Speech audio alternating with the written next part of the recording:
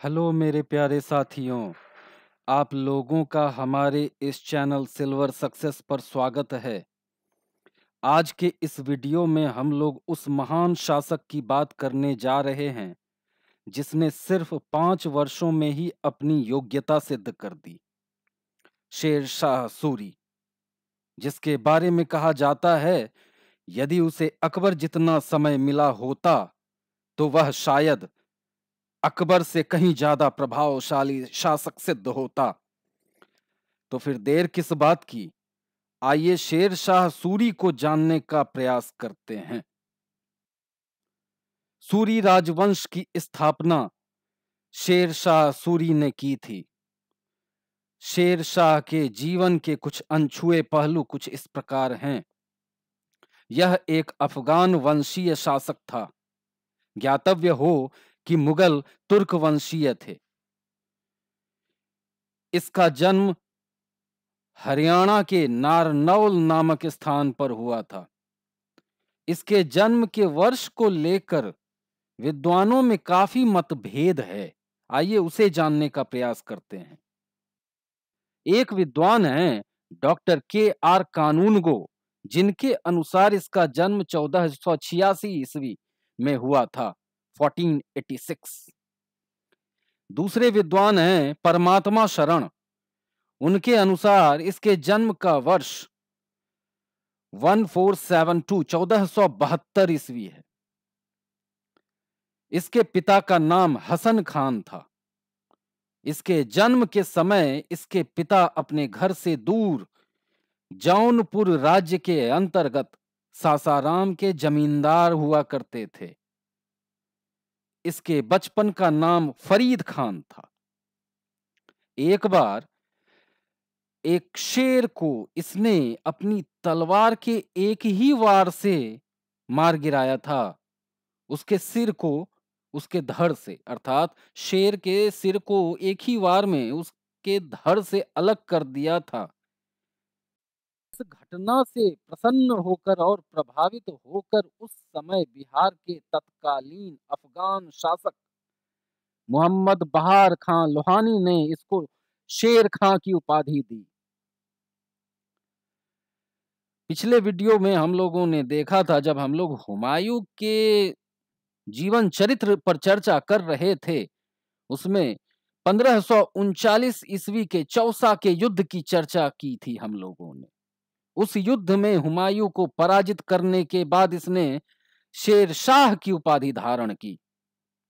1540 ईस्वी में बिलग्राम या कन्नौज के युद्ध में हुमायूं को फिर से इसने पराजित किया और शेर शाह की उपाधि तो इसने पहले ही धारण कर ली थी, दिल्ली की गद्दी पर बैठा उस उपाधि के साथ। इसके पुत्र का नाम इस्लाम शाह था, जो इसके मरने के बाद 1545 ईस्वी में इसका उत्तराधिकारी बना।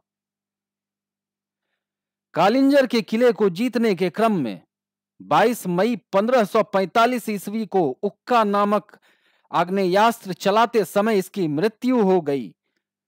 जिस प्रकार इसके जन्म के वर्ष को लेकर विद्वानों के मध्य मतभेद है, ठीक उसी प्रकार इसके मरने, मोड ऑफ डेथ, मरने की घटना से के संदर्भ में भी विद्वानों के बीच काफी मतभेद है। खैर, उस समय कालिंजर का शासक कीरत सिंह था।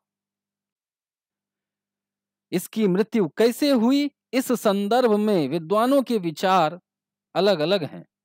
कुछ विद्वान कहते हैं कि जिस उक्का नामक अस्त्र को यह चला रहा था, चलाते समय वह अस्त्र फट गया और इसका चेहरा बुरी तरह झुलस गया और घायल अवस्था में बाद में इसकी मृत्यु हो गई। कुछ विद्वान यह कहते हैं कि तोप का गोला जो इसके सिपाहियों ने कालिंजर के किले की तरफ फेंका था, वो कालिंजर के किले से रिफ्लेक्ट होकर वापस आया और इसके गोले के भंडार वाले तंबू पर गिर गया और फट गया। भारी क्षति के बीच इसकी मृत्यु हो गई घायल अवस्था में। खैर, जो भी हो, इस कालिंजर के किले को जीतने के क्रम में हम लोगों ने कहीं ना कहीं एक महान शासक को खो दिया। आइए अब समझते हैं शेरशाह सूरी के द्वारा किए गए प्रमुख कार्यों को। कंस्ट्रक्शनल फील्ड में इसने काफी काम किए। स्थापत्य कला के दृष्टिकोण से इसने बहुत सारे कार्य किए जो सराहनीय थे। पहला कार्य जो इसने किया था वह था रोहतासगढ़ के किले और दिल्ली में किला कोहना नामक मस्जिद का निर्माण। कन्नौज या बिलग्राम के युद्ध के बाद 1540 ईस्वी में यह युद्ध हुआ था। इसने 1541 ईस्वी में पाटलिपुत्रा को पटना के नाम से पुनः स्थापित करवाकर उसे एक उच्च स्तर तक विकसित करवाया। इसने रोहतासगढ़ के दुर्ग और कन्नौज के स्थान पर शेरसूर नामक नगर बसाया। इसने भूमि के मापन के लिए 32 अंक वाले सिकंदरी गज और सन की डंडी का प्रयोग आरंभ करवाया। इसने 178 ग्रेन चांदी के रुपये और 380 ग्रेन तांबे के दाम को चलवाया। कबूलियत और पट्टा प्रथा का जनक शेरशाह सूरी को माना जाता है। इसके शासनकाल में उपज का 1/3 हिस्सा लगान के रूप में सरकार लिया करती थी। इसने जितने भी कार्य करवाए उनमें ग्रैंड ट्रंक रोड की मरम्मत सबसे प्रमुख थी।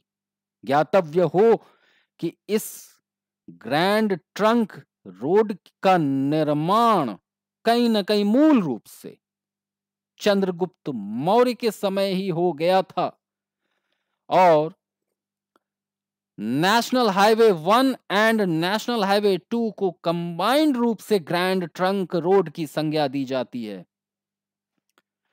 मलिक मोहम्मद जायसी इसके समकालीन हुआ करते थे।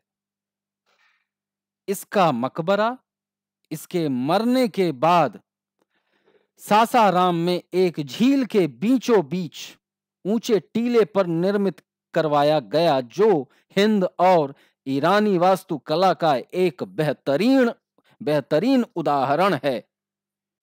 आज के वीडियो में बस इतना ही। अगर आप लोगों को यह वीडियो पसंद आया तो चैनल को सब्सक्राइब करना ना भूलें। अगले वीडियो में हम लोग फिर से कुछ नया लेकर आएंगे और कुछ नया सीखने के साथ साथ कुछ नया समझने का प्रयास करेंगे। तब तक के लिए धन्यवाद।